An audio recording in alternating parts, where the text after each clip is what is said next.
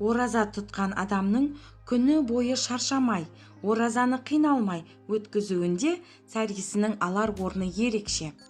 Әсіресе жұмыс істеп, күндіз бір сәт тынығып ала алмайтын жандар үшін. Ендеше сәресіде күш-қуат беретін қандай тағамдар жеген дұрыс? Осы сұраққа жауапты білу үшін видеоны толық көрулеріңізді сұраймын. Әрине каналыма тіркеліп, лайк басып, комментарий жазуды да ұмытпаймыз.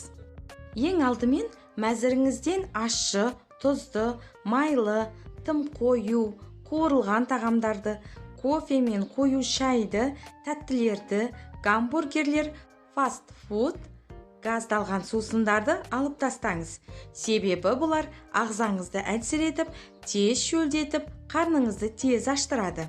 Ал келесі аталғандар күш-қуат беріп, тез шөлдемеуіңізге көмектеседі.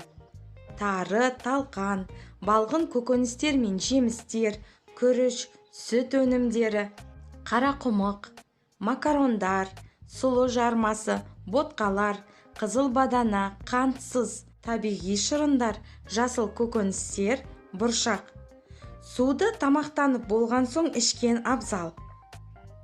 Күндіз шөлдеп қалмайын деп, таңертең суды тым көп ішуге де болмайды. Тамақты да асықпай, аз-аздан жеңіз. Қарным ашып қалады деп, қатты тойып алмаңыз.